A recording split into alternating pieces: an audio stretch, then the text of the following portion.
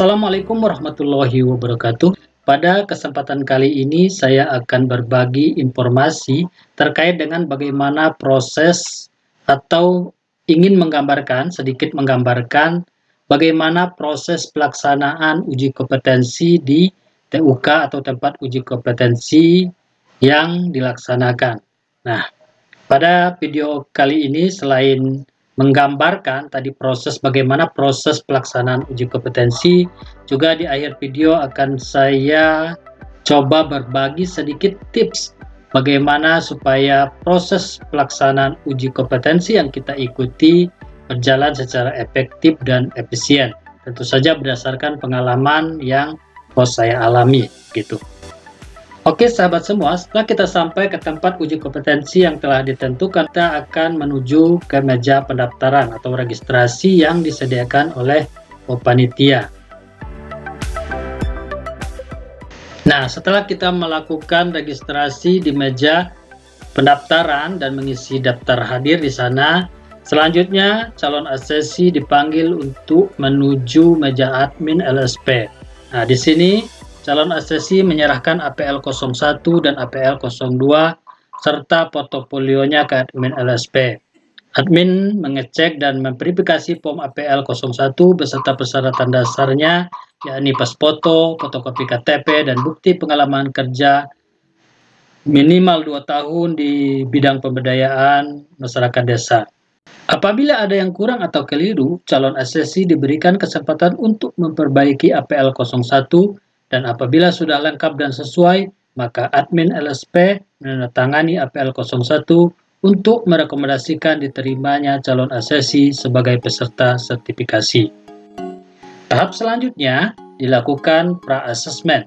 Di sini, asesor menjelaskan tentang tujuan asesmen, metode asesmen, dan sedikit gambaran tentang portofolio. Lalu asesor menandatangani rekomendasi pada APL 02. Apakah asesmen dapat dilanjutkan atau tidak. Hari kedua di TUK. Hari ini adalah hari pelaksanaan uji kompetensi.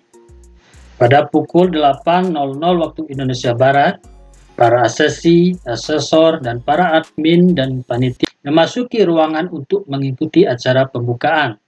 Dalam acara pembukaan dijelaskan tata tertib pelaksanaan asesmen.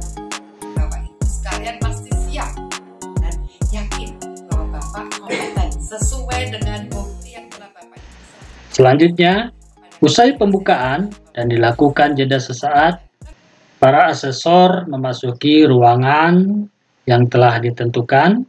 Kemudian, satu persatu para asesi dipanggil untuk mengikuti proses uji kompetensi. Dilakukan penandatanganan persetujuan asesmen antara asesor dan asesi.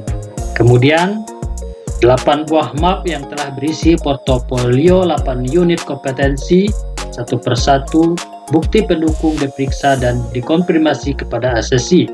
Berdasarkan bukti-bukti yang ada, maka asesor mendalaminya melalui wawancara. Apabila masih ditemukan kekurangan atau kurang lengkapnya bukti pendukung, asesi diberikan waktu perbaikan portofolio maksimal 120 menit.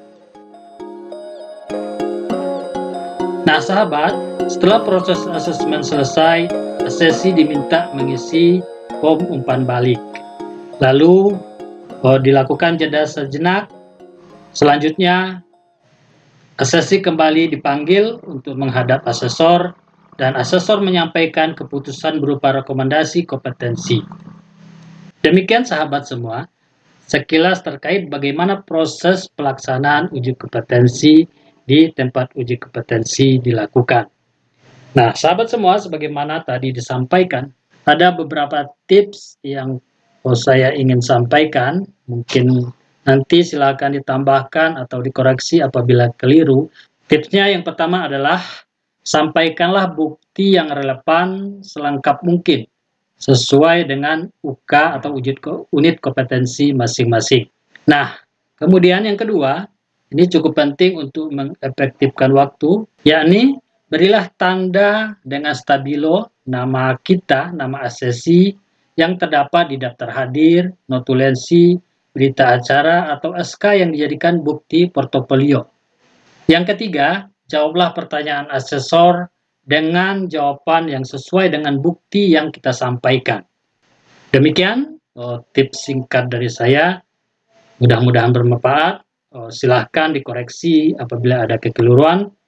Terima kasih. Jangan lupa like, subscribe Amde Channel. Wassalamualaikum warahmatullahi wabarakatuh.